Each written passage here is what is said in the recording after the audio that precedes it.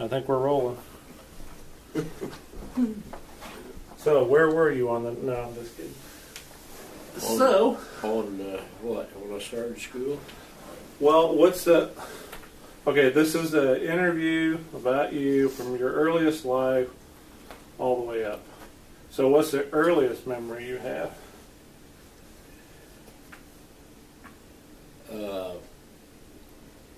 Christmas time, and I was very small, and we were on, I guess you'd call it welfare back at the time. Dad wasn't working, and he turned our names in to the, which back there then was kind of like NECAC or something. Okay. So at Christmas time, everybody got a present. And they turned my name in as Glen and Calvin's name. And of course, Alberta was, I don't remember Alberta being home at that time when it was that small. But they got her names mixed up, and everybody gets a present. And Glennon sounded like Glenda. So I got a doll. Calvin got a little car, a little train, or some kind of a toy. And it worked out pretty good because Calvin took the doll. he was rather feminine, even way back there. And Calvin got the doll, and I got the train or little car, and I don't know what Calvin and Bob got, but Calvin got the doll, and but that part, I remember that part of it. And from then on, and then of course when we went to school, I was already 6 years old when I started school because my birthday was the last day of the year. And that would have been first grade? Yeah. Okay. And I started in the first grade. And Calvin had passed to the second grade, and I cried and went on. I wanted to be with Calvin. So rather than move me up in the second grade, they moved Calvin back into the first. How do you feel about that? Well, he never thought too much about it, but my mother did. Okay. And Mom kind of raised the devil with them, but never got anything done, so they just let it go that way. They said, well, Calvin would be a little better in school because he already had first grade, see. But anyhow, I kind of remember that part of it. And whenever you do something bad back there in school, they might put you behind a bulletin board, make you stay behind there for an hour or so. And this was close to time for school to be out, and Jim, my oldest brother, and Alberta, and that were in another room. This was a 2-room schoolhouse. And they were in the other room, Jim and Alberta were, and Calvin and I, and that's where Bob started school. And we were in the other room. And I don't know what I had done, but she put me behind an old roll-type piano back in the corner of this first room of the school. And this was about time for school to let out. And of course, Jimmy and Alberta was in the second room, and school let out, and all the kids was gone. Things was pretty quiet. Jimmy come back into the first room looking for me, so he could walk home from school with me. And Miss Young didn't know I'd left with the other kids. And I'm listening to her tell him that I had already left. And I started crying behind this piano. Okay. And she said, "Oh, I forgot. I put him behind the piano for being bad." And she come over and rolled the piano out so I could get out. Oh, God. And I was ready to go too Oh, my God. when she let me out from behind that piano. But she never did forget that. I never did let her forget it. Oh, my God. Now, Jimmy and Alberta was how further along in school? What grade were they in? Well, Jimmy was in about the, I don't know, 6th or 7th grade. There was only 8 grades there. Okay. And then they changed to another school.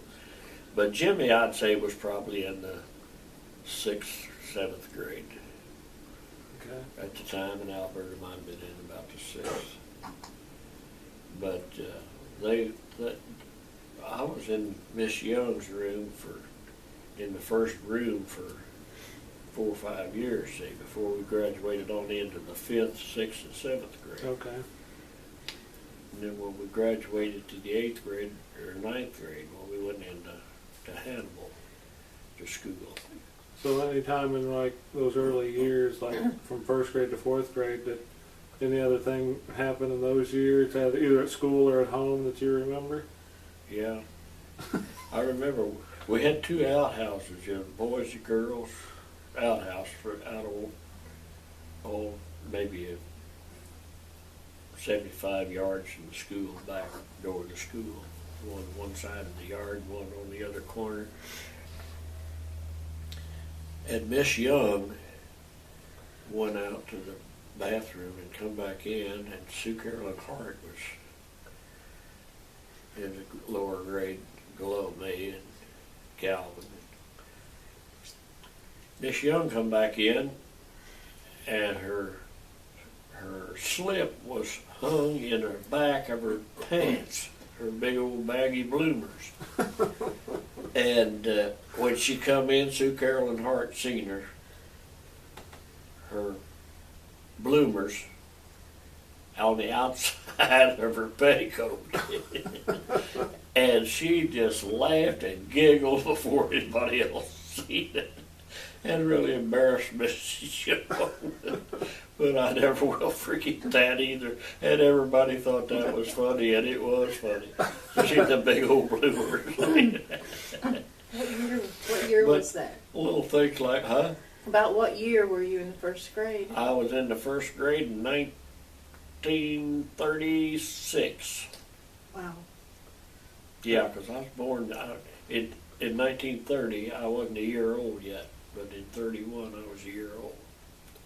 So it was about in 1936 that I started school. And that was a long time ago. And this was like a 2-room schoolhouse where they separated out 1 through 4 and then 5 through 8 or whatever. It went up to the 5th, 1st, 2nd, 3rd, 4th, 5th.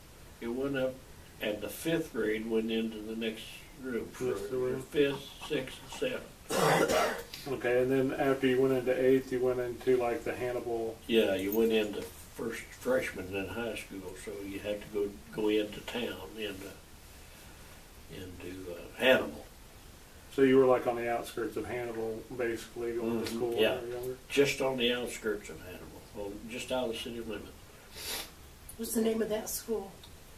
That was a central school down on, what is that first street north of Broadway in Hannibal? Is it Bird? Center? No. Mm-hmm. It was a block up from Broadway. Central school, set kind of back up on the hill there. But, yeah, that's where I've done the 9th grade. Okay. So you were living basically on the outskirts of Hannibal. Just 1 block out of city limits. Oh, wow.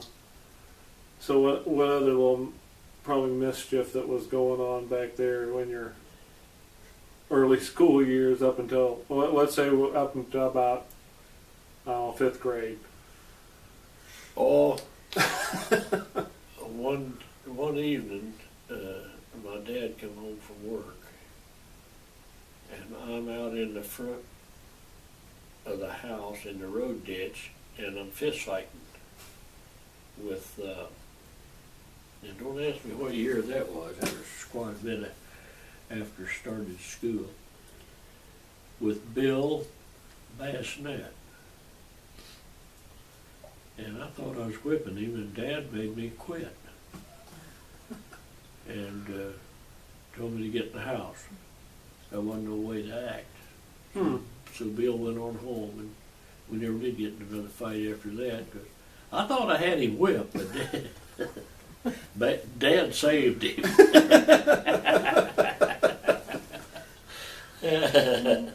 So you, growing up, you kind of really more hung around or got into mischief with what, Calvin and Bob mostly, or? Oh, I got in my own trouble without them.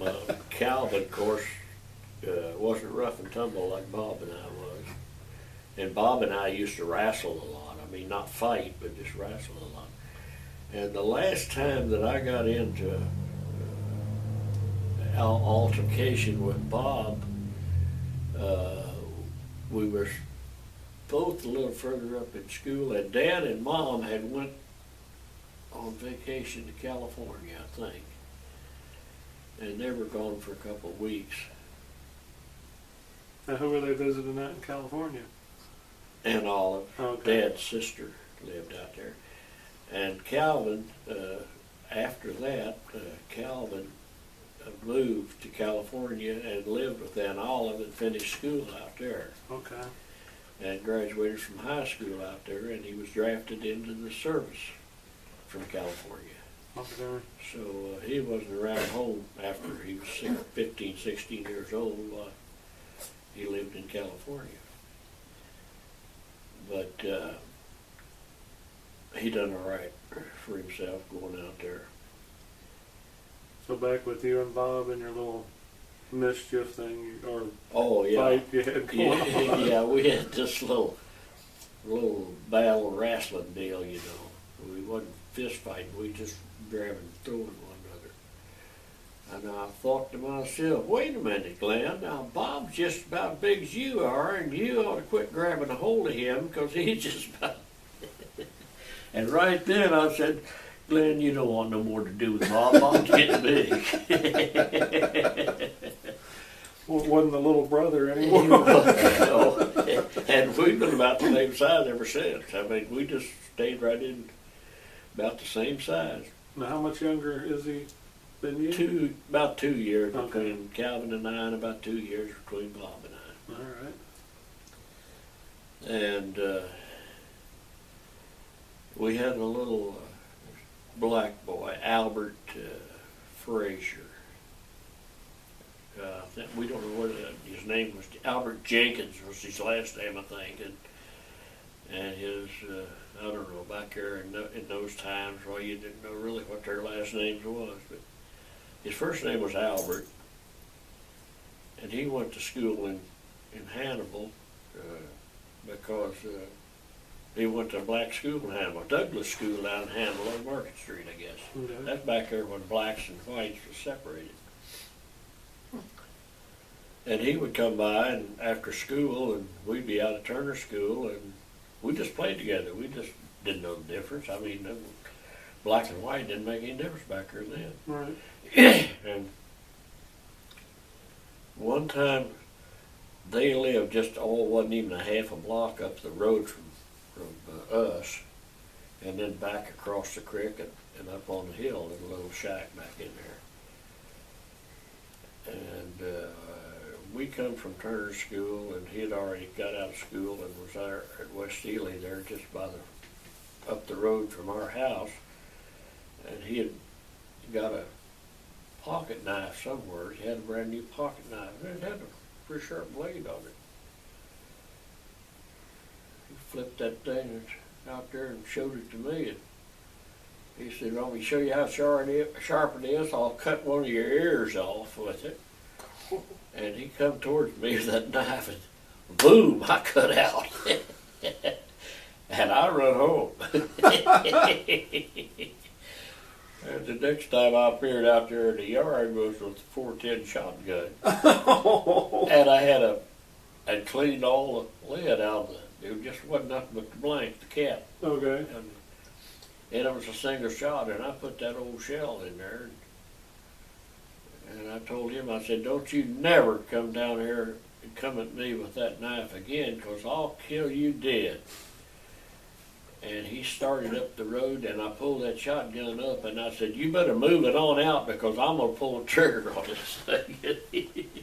He started moving pretty fast, and I pulled that trigger, and she, plow! Oh, God. And man, he moved on, and he never showed that knife to me again, because I told him, if you did, I'll kill you with that shotgun. Oh, God. And he took off, but little things like that there, you know. And nothing really bad. I wouldn't have shot him with it, but you know, Right. I knew enough to take all the lead out of it, just to leave the powder. And it made a racket, I'll tell you for sure. But little things like that there. Now you had, I remember one of your stories about, I think Bob and Calvin were both involved in it, and it was something about some money or a coin or something, and Calvin had grabbed it and took off around the house. We were, my dad, that was during the Second World War.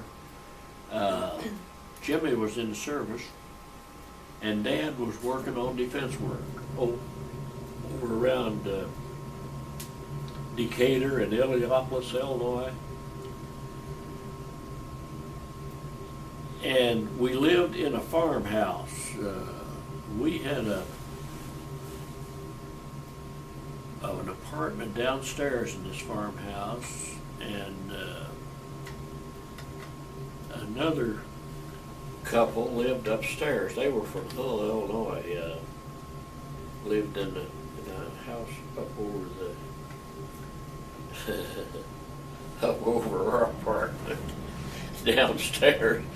But anyhow, an evening when Dad and Yancey was Yancey, that was his name. He was the guy that lived in the apartment downstairs, and we lived in a downstairs apartment. And Hoss Yancey was his nickname was Hoss, and he could kind of strum a guitar, or she could. I don't know what it was, but she used to sit over there in the evening and strum that guitar and sing.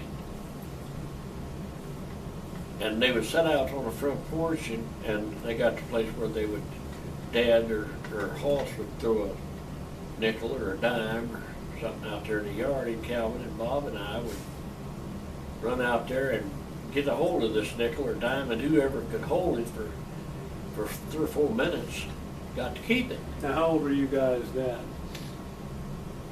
God, that was, we might have been 13, 14 years old, I guess. Could have been. In 43, I would have been 13. Okay. Grade what I've been in. I think I was in about the 5th or in the 6th or 7th grade in school there in Havana, Illinois. Okay. And I don't know what it was. I don't think it was a penny or maybe a nickel. It throwed out there, and Calvin got a hold of it before Bob and I did. And Calvin took off, and he took out around that house. And I can still see him now. After the clothesline, he had caught his neck on the clothesline, and his feet were still going like this here, running, and he'd run straight out in the air, fell flat on his back in the yard. Needless to say, we got the nickel away from him. And we give it back to him because, man, it just about tore his neck up. I mean, it left a hell of a thing. And we gave him a nickel. We thought he deserved it. And we laughed about it afterwards. But in that same front yard, there was a whippoorwill. You know how the whippoorwills holler of a night? And they're just aggravating.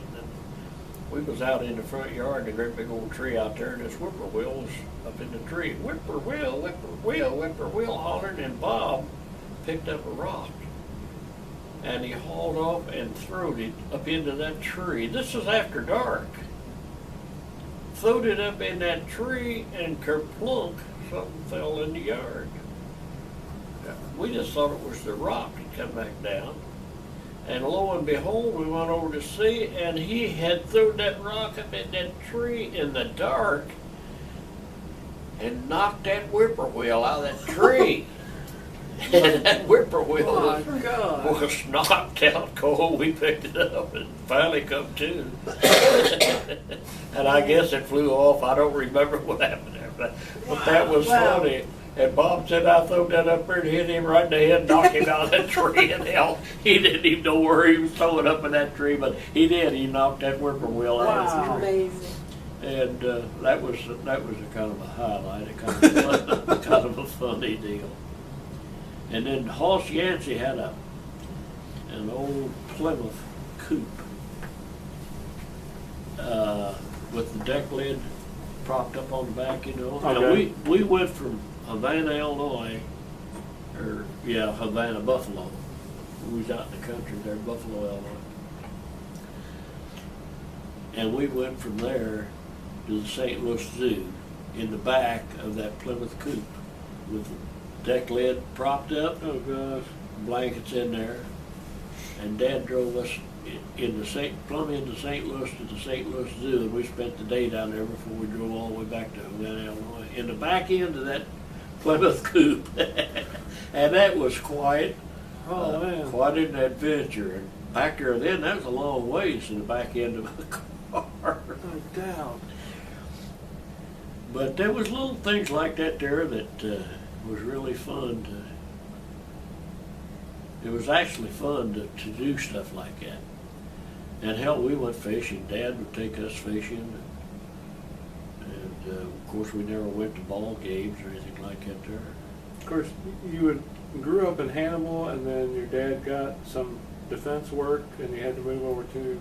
Yeah, we lived over there when I was in the 6th or 5th or 6th grade, something like that, in school. And Yeah. then the defense work slowed down or something like that, and when we moved back to Hannibal, back in our Okay. house, and we still had the house there. It was empty on West Steely Road. No, is it just Where we dad? went. Your dad and your boys moved, or did everybody move? Well, Alberta was working away from home, I think, along about that time. Okay. And of course, Jimmy was in the service. Jimmy got killed in 43 or 44. Yeah. Yeah, along about that time. So you're like, I guess before we get into that story, you also had another thing you talked about, and I'm guessing Bob and Calvin were involved in it. The time you decided to get a watermelon, I remember that there was some story about a big old watermelon that you guys tried to get and it got away from you or something. Rolled down the hill, busted. Right, rolled down, busted all over the place. Yeah, that Fitzpatrick had a watermelon patch, and he lived about 2 houses up the street from where we lived on West Ely Road. And he had a daughter that was a little older than Calvin was. And she knew that we were stealing watermelons out of her dad's patch, and he knew that we were stealing watermelons. And we would crawl up the creek bank under the fence and go into his watermelon patch and get us a watermelon and roll it over down. It got away from us and rolled down a hill into the creek and busted all to pieces. But we ate a lot of that watermelon after it busted. By hell, it was still good. And the creeks were actually clean back then, so you probably didn't have to worry. But we did steal a watermelon or 2 out of there, and he was back there. He had a shotgun. He was going to shoot it up in the air and scare us. But he said he listened to us and said we wasn't tearing anything up, so he just went on back to the house and let us alone. And Mary Margaret Smith was another gal that lived out there, and we even took her back to steal watermelon with us. No. And my mother would bake bread, homemade light bread, and Mom made good homemade light bread too. And Mary Margaret Smith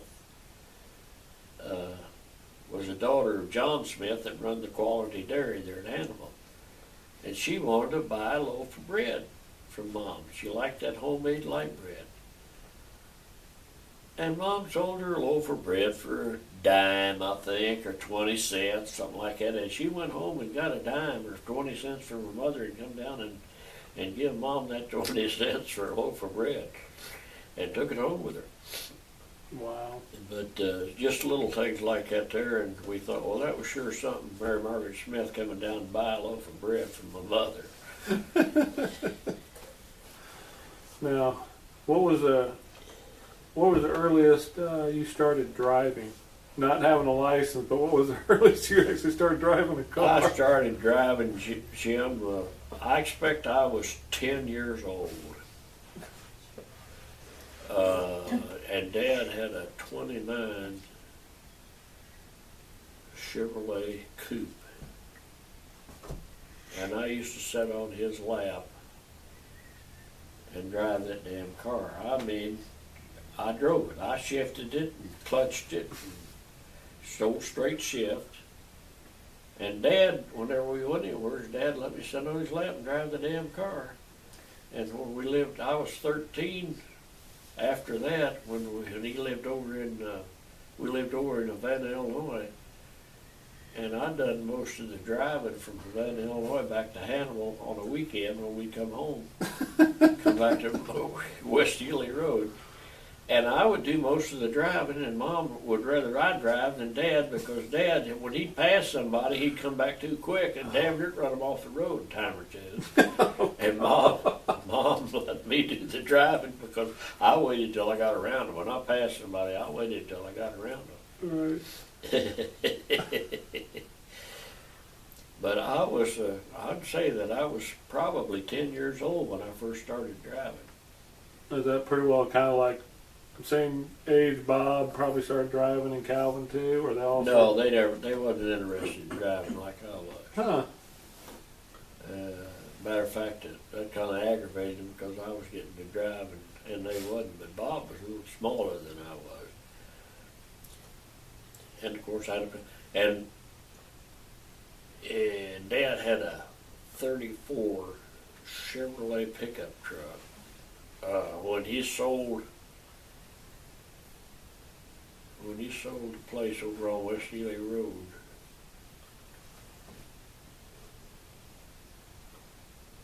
he had this 34 Chevrolet pickup truck that was a real good old Chevrolet pickup truck, but he just licensed the car. And the old Chevrolet pickup truck run, hell, you got to start it up and run. And I got a place where Dad wasn't there, and he was working, and I would take 3 or 4 kids in the back of that old 34 Chevrolet pickup truck, and I would take them from Hydeburg there out to a farm pond over by White Bear Creek down there. And take them over all hell 3 or 4 miles over to this damn swimming hole in Bear Creek. The great big swimming hole in a tree. You could swing on the rope out and drop into the creek. And I would take them and haul all them kids, not all of them, I said 3 or 4 more kids. Put them in the back of the truck. And take them to and from the swimming hole in the back of the truck.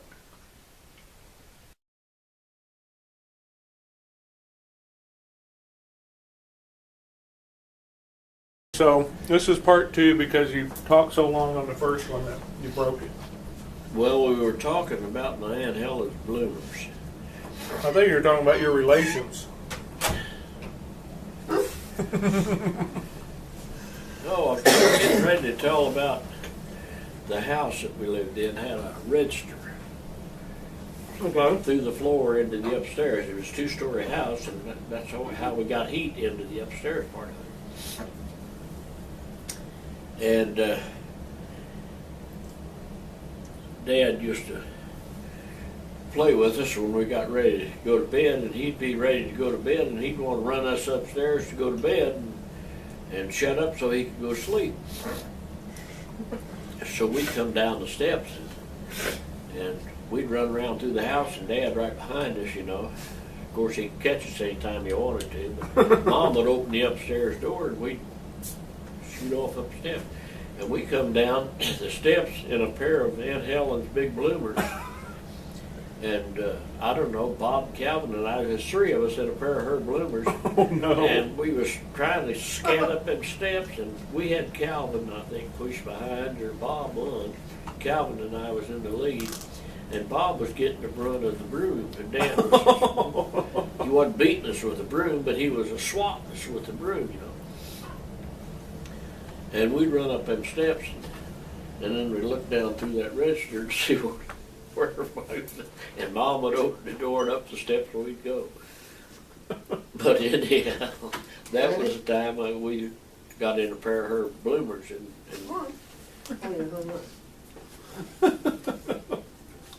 Now, you guys used to, somebody used to do swimming in the river and stuff there a lot too. and down in the creek, Okay. Minna Creek. We lived right on the banks of the creek, Okay. and hell, we learned to swim ourselves. I mean, in the summertime, hell, we was down there in that creek all the time. Oh, it'd probably be pretty good. How deep was it? I mean, it must have been. Well, when it get a little rain, it would get up and roll pretty good down through there. And Jimmy and the bigger boys in the neighborhood would go up the creek and jump in and ride that damn creek down and get out of it before it went under the bridge or on West wow. Steely. God. And we'd scare us to death because we'd think they were going to drown in that damn thing. Of course, they knew how to swim, and it wasn't really that bad.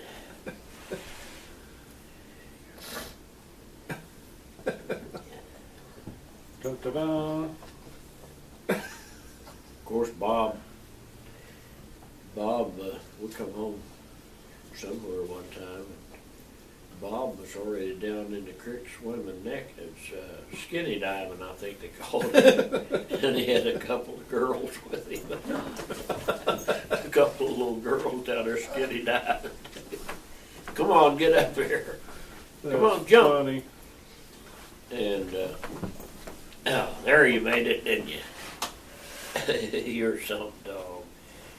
You got anything you want to tell the camera? Huh? Is that on now? Yep. So we know about Bob skinny diving. Yeah. And we talked about the watermelon. Yeah. There was some funny story. Now, When we lived on West Ely Road, the big concrete bridge, and down under that, and followed a creek right on around, went down by, I can't think of the people's names now, but it went down by a barn down further down on the creek, and chickens and everyone, and chickens would had some nests down there that they would lay eggs in. And Bob was down there with Albert, and they was getting some eggs out of a chicken nest down there. And Albert was a little black boy, and Bob was with them, and old lady, I can't think of her name now, but anyhow, she got a hold of Bob and took him down to the police station. I guess it was her chickens. Yeah, and Albert run. She couldn't catch Albert. Albert took off. And he went on home. He lived on the hill up Shambackers. Of course, the name of the people. But anyhow, they took him down there and talked to him, scared the hell out of Bob because he thought they was going to put him in jail for stealing eggs. Oh my God. But anyhow, that got it all blown over, but that was one of the little deals with Albert.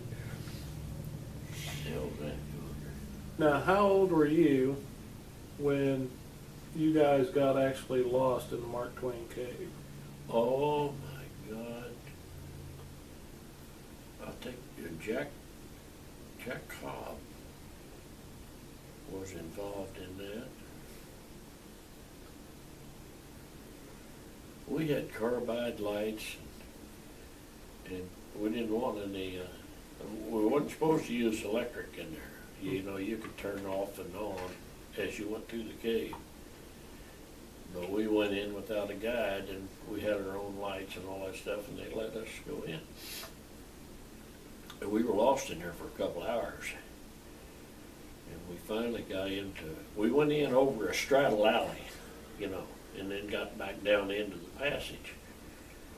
And we forgot about going in that way, and hell, we run around in there and come right back to the same passage all the time.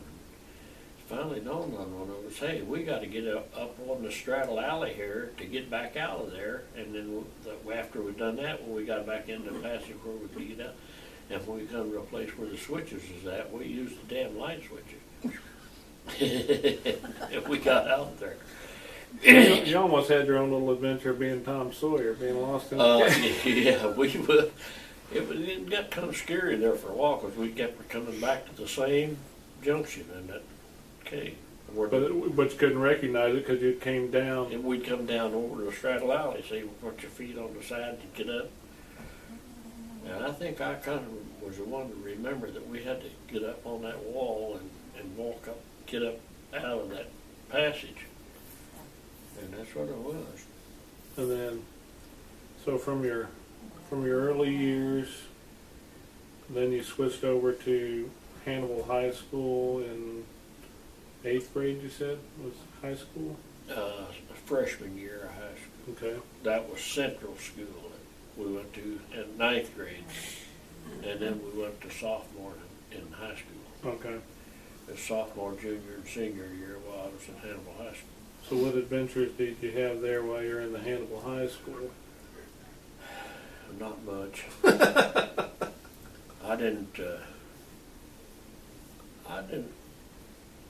I don't think I dated any girls in high school. I was always had to get back home after school because I had a ride every day to school and back. And we lived out in Heidelberg, and that was 3 or 4 miles out of town. Were you in your freshman year when Jimmy got killed over in World War II? Because World War II was going on probably when you were freshman still? He got killed in 40, I'm wrong, about 43 or 44. 44, wasn't it? I think it was 44. Yeah, well, I was 14 years old Okay. in 44. And So, you'd have been freshman? yeah, probably would have been. Freshman in high school? Now the thing was, when Jimmy got killed, you guys really didn't have the funeral for him till what, many years later? Oh, he's buried over at Monroe. But it took Quite a few years, yeah, to get his body back. to get it over back. here. Yeah.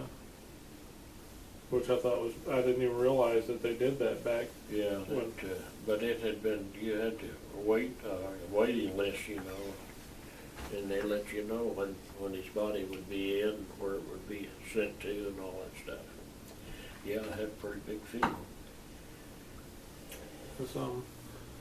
So you didn't get into much in Hannibal High School. You just basically Went to school. went home, and then what'd you do when you graduated? I guess you just hung out in Hannibal for a few years or something. Oh, hell, I went to work when I got out of high school. What was your first job out of high school? Gene and Louise's What's at that? the Oakwood Junction, truck stop and service, sandwich shop, and kind of restaurant. What'd you do there? Hell, I cooked and grazed trucks and cars and Didn't get those two confused at any time. No, but I was working for, when I was in high school, I worked for Gene and Louise Baggert. Okay. And till I went to service. Now, how long was it after you graduated? Did you go in? To the service? Yeah.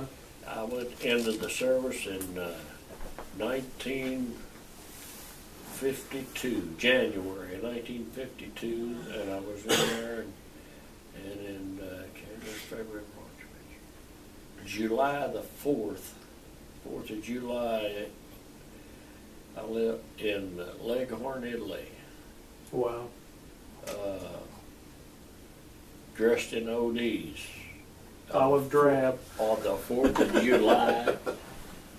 And hot, man, yes, it was hot, and that's all the clothes we had, see. Everything else was packed up in duffel bags, and I don't know what all. That was mostly wool, wasn't it? Yeah, Yeah. those ODs. It wouldn't give you cotton. But anyhow, yeah, we was over there and we got over there July, the 4th of July of 53.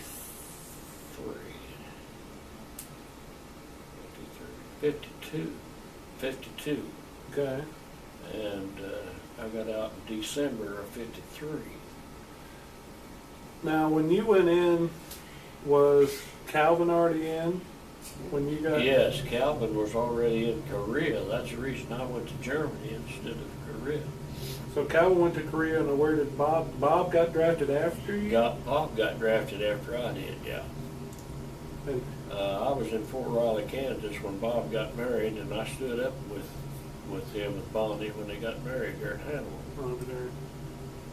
And but somebody said, well, January of 52 to December 53, said, you just in there a year then. And I said, no, hell no. From January 1 year till December the next year. 2 years. Yeah, there's 2 years. I got out before Christmas because it turned out that way. They just let me out early enough for Christmas Day. So. Now, what kind of experiences did you have when you were actually in the military? Any of them you can talk about or want to talk about?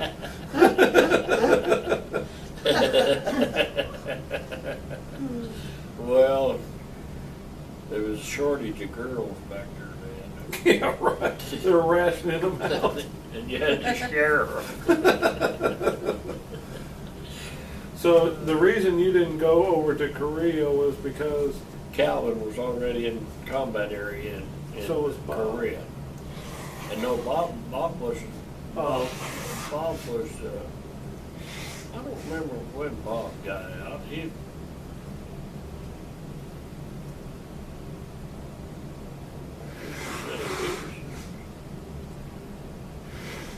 I was out when Bob was in there.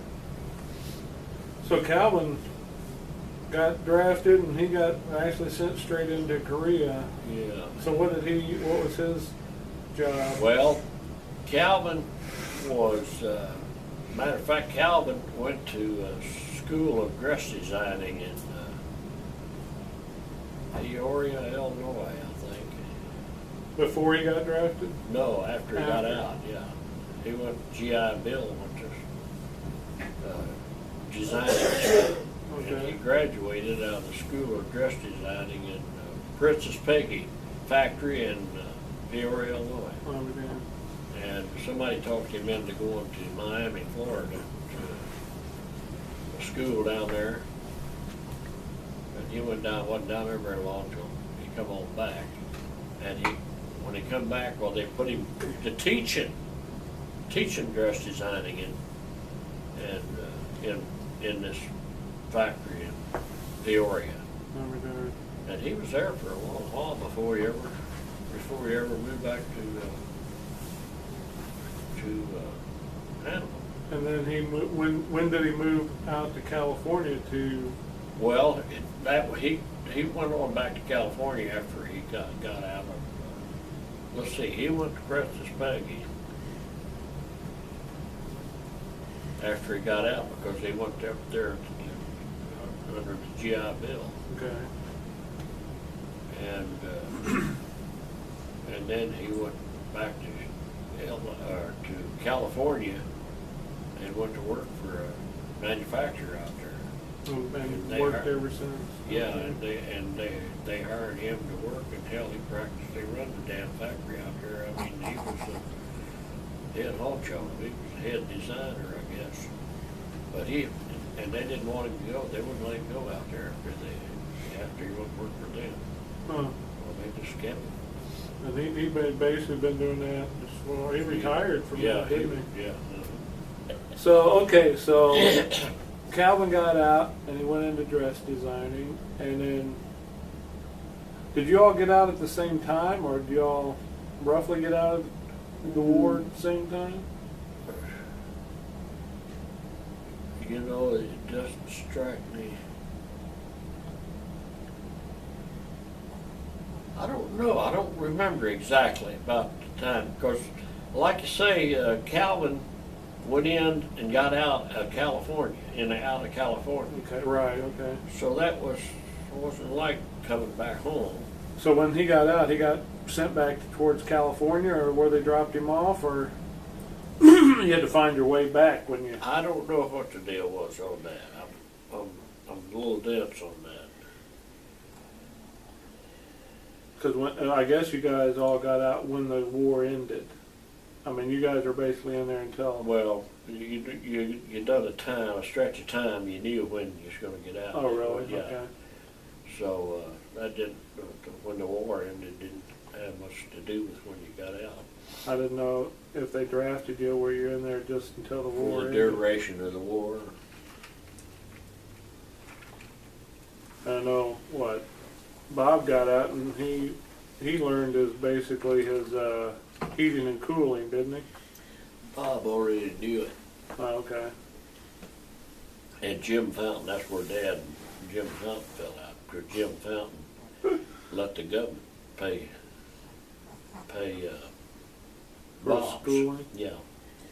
Let the government pay Bob's salary while Bob was learning, and it's something that he already knew. And Jim Fountain saved the money, kept the money. So that's the kind of fellow that Jim Fountain was. Okay. And Dad despised him with a passion.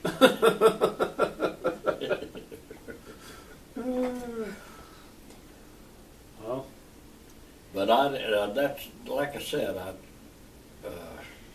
We didn't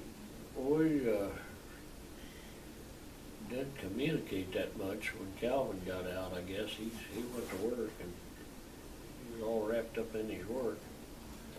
now you were always like the mechanical nature, always Yeah. fixing things and figuring things out. Because I know you could do plumbing and electrical and carpentry, and I know you could do cars, and I'm like, that's pretty well everything you can do with your hands. Because that's what I remember, is you always being an auto mechanic. Yeah. If I'd have had to do over again, I would have done something a little different, I expect. But it just, I got into that, and that's where I had a job, and that's where I stayed. Well, what interest did you have? If you had some, I mean, if you could look back and go, okay, I really wanted to learn this, what was it you Well, I'd wanted? have probably went into carpentry, building or something. So somewhere along those lines. I got into mechanics, and after I worked for mechanics for years, while I went to work at Die Makers. And I was there for 11 years before I retired. And that was, that was a mechanical thing too, in a sense, because Yeah. it was working on Yeah, die cast machines. yeah. And I just sold my tools when we had that sale. You held on to them for just in case die makers called you back or something. No, I just didn't want to get rid of them. Well, yeah, I mean, that's something else. But I'd had those tools for a long time. And the top and bottom cabinets, I had both of them, and they were plumb full of tools, and I packaged the damn things all up, and we sold them out that way. And Those were all, what have been, those snap-on tools, I think is what Well, they were at the time. they were they were a good brand of tools. S&K had good tools, and Huskies were a good brand of tool, and all of them were guaranteed, lifetime guarantee on them. If one of them broke, but they'd give you a new one. So that part didn't make much difference. Okay. So now, when you got out of high school, you had worked at that one truck stop, right? And then you got drafted into the war. All right. Then you came back. Now, what job did you have when you when you got back out of the military? Oh, we got 5 more minutes. When I got back out of the military, Mm-hmm. what the hell did I do? I can't remember what I did do. I drank a lot. That's why you're not remembering the other part. Well, what job did you have after you got out? Was it in? I know at one time you worked at Motorola, but I don't know what time. Yeah, that I was. did work at Motorola for a while. And you, About test, 3 years, about all I think at Motorola. you tested radios or something? Yeah, I was in final test department, and Construction. yeah, I worked construction. Martin Construction Company out of Hannibal. I worked for them for a while. Now, when did you finally get into auto mechanic? Or you kind of always worked I on worked cars? for Monroe Wire, Monroe. It was an electrical wiring plant. I cut wires, run a wire cutting machine to cut all different lengths of wire for. Yeah. And I don't remember Monroe Manufacturing. I don't remember what it was. But it was wire cutting. It's what I run, or a wire cutting machine. And that's when I got the job at the Chevrolet garage. Oh, really? Okay. And I left there and went up to Chevrolet garage, and I was there for for 20 years, I guess, altogether. Now, you'd already knew mechanics, right? Or working Yeah, on I was cars. self-taught. So you were self-taught, and then you got working at the Chevrolet garage, and basically you just learned more Yeah. and more and more. That's what I say. You self-learn. I'll be darned. But I never did go to a school or anything. I never did even go to transmission school. I went right into automatic transmissions, just trial and error. And there were some people I know at the Monroe City garage that would only let you work on their cars. So, I mean, that's the funny thing. I know Gary Garner would only let you work on his Corvette. yeah, he had a Corvette. It had three carburetors on it, and all 3 carburetors had a different kit in it. He brought that thing in there, and he wanted all 3 of those carburetors rebuilt. And I had to take them apart one at a time and keep the parts. And I took the console out of that thing one time. Of all the wiring and stuff in there, the little lights that come on, you know, for this, that, and he said, I want you to fix it. Wow. And I said, I don't know nothing about that. He said, you're going to learn. Gary Gardner. And he said, I want you to fix it. And I had that console out of that damn thing, and I got it all back together, Yeah, and it worked. I remember you told a story about you got a television that was broke when you were a kid, and you took the television apart and fixed it and put it back together. That was Dad's television. I put a new picture tube in it. Right. You just like And fixed it. Yeah. How many minutes? We got 2 minutes. Okay. And it worked. Yeah. And I was working at Motorola at the time, and I got a new picture tube through Motorola at cost. Put it in. And sat down and took the old picture tube out of it, put the new picture tube in it, and turned her back on and adjusted it. And it played for years after that. So you're just mechanically inclined. Uh, Okay. So we'll stop the video here.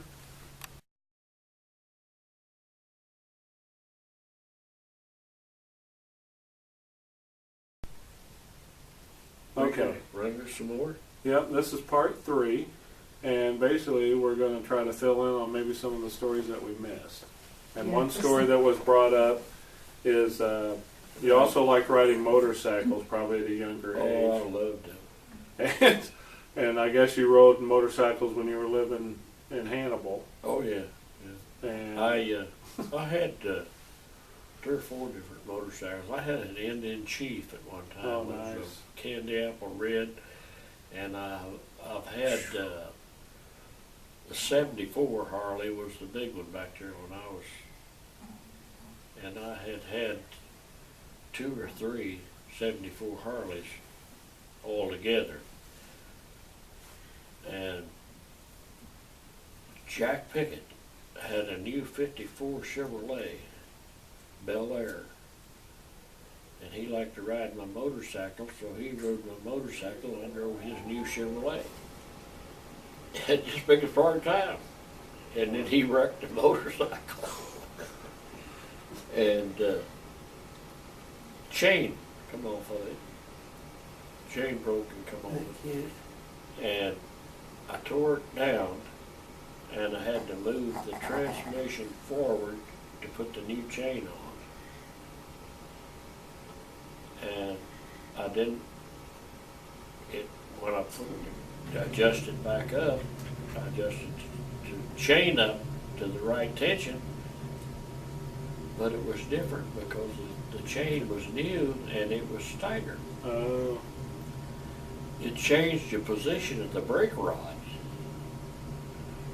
And I was so glad to get it going that when I got it going, well, I took in up towards the garage here to Gina Louise's, and the garage door was up that went in on the grease rack, and I headed in towards it, and I hit the brake, and there wasn't no brake, and it seemed like it was going faster. And the only thing I seen was this steel windows in the back of that garage, and I thought, I don't want to strain myself through there. And I took through a wooden door that went into the restroom. And I ain't kidding you. I hit that door and let loose the handlebars and busted through there, and it kind of folded the handlebars a little bit, but I saved my hand. And I hit a desk and scooted it, and when I got the thing shut down, there was a telephone on the wall over by the front door, and I see this receiver swinging back and forth. And there was a guy on the telephone when I busted through that door, and he sold out. I mean, wow. He left that phone hanging in the swing. And that thing popped back for him because he cranked the throttle wide open on it. Bow, bow, bow. And I never got off of it, but I got her shut down and backed it through the door, and I got my left foot on the footrest or off the footrest and got it caught between the motorcycle and the damn door and skinned my ankle up on it. Oh, wow. And I was working in Motorola at the time. I called them and told them that I had a little wreck on the motorcycle, but I wouldn't be in that night. I worked at 311. But I would be back in tomorrow because I boogered my ankle up and had to have it worked on. And,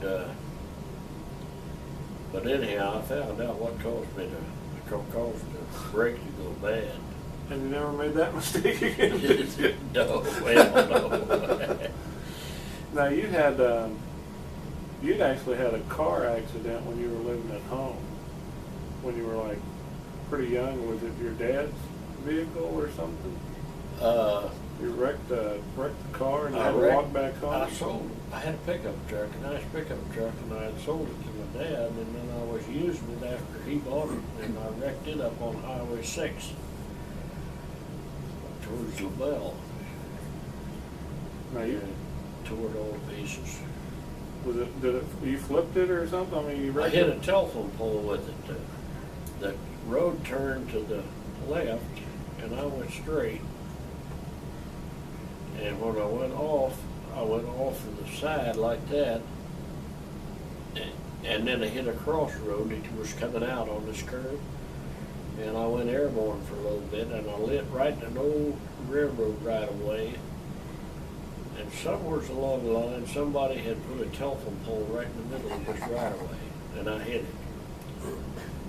Didn't break the telephone pole off, but I scooted it out a little bit, and when it come back, well, there was a space on the side of it. Now, how old were you at the time? You were... Oh, I was a full-grown adult by that time. So I know you had to walk back home, or you walked back home. Well, and I walked back up on the road and flagged the car down. This was late at night. and rode back into LaBelle. And stayed all night there. And the next day, I don't know how the hell I got home, but I got home somewhere. Wow. Alberta and J.W. Everson lived up there at the time. Remember J.W.? Well, now, when did they decide to move out to Arizona? Oh, quite a while after that. Really? Because as far as I know, they always lived out there, and they always worked at the Well, yeah, copper mines. he went out there and took a test on the heavy equipment, you know, caterpillars and dozers, and motor graders and all that stuff, and passed it. Yeah, they put him to work quick. Wow. And he was self-taught on the Yeah, piano too, wasn't he, or the organ? Yeah. He learned how to operate all that equipment, dozers and grader blades and all that stuff. That was a in big the stuff service. out. In Oh, the okay. service, yeah. He made runways, airport runways and stuff like that. No, He was working in the airport one day and doing some motor grading out on the airstrip. And he said he heard a hell of a racket, and he kind of glanced off to one side, and this big plane was coming in right at him. And he said he just shut her down because he knew that was the end of it. And he shut her down, and he said just wasn't but just a few seconds after that, while that plane was landing on the other side of him, and that pilot dropped that thing down on the runway and bounced it over the top of that motor grader that he was on, and that's the only thing that saved his life. the pilot seen That what was pilot happening. seen what was happening and bounced that damn plane over that grader because he knew that if you go ahead and drop her down, Drop it hard. yeah, and he jumped that thing over that motor grader, Wow. and that's the only thing that saved J.W. Wow. Now, I never did hear the story yet about the motorcycle through the cafe. Yeah. Did he tell it? Yeah. I missed it. You missed it. Okay. Yeah, I rode it through there and folded the handlebars up on it. Of course, like I said, I looked over that. Somebody was at the telephone. Somebody was at the telephone, and boy, would that motorcycle crash through that door. Kind of splintered that door up a little bit, too. Did you order a cheeseburger Yeah. once you got in there? Yeah. That's how I'm here to pick up Anyone our else order. want to mess with me? Where the hell did the cook go? God. He had a, well, it wasn't a pit bull, it was a kind of a coonhound that he locked in the station part of that restaurant where I worked there for him, Gene Banger did. And I had took some bones and stuff over there to feed the dog when I closed up. And that dog was over there howling and going on, and I thought, well, what the hell's the matter with him? And I went over in his mouth and halfway open, and he was howling and going on. And I got him, I looked in his mouth, and there was a pork chop bone that he had got back in his mouth open. And he closed down on it, and he couldn't get that bone out. Oh, God. I reached back in his mouth and got that bone and got it out of his mouth, and that dog went nuts, I tell you. He thanked me 1,000 times. You were his buddy. Oh, after that. man, I'm telling you, yeah, that dog was so tickled. I don't know how long it had been stuck in there, but when I heard him, I knew then damn well something was Oh wrong. my God. Yeah, you were his But it senior had at got, that point. but you know how them damn pork chop bones are. But he got it, and he was digging at it with his claws and everything else, and he couldn't move it. But I got Wow. up in here and got his mouth open, give it a twist, and got it out. And that dog said, "Oh, thank you."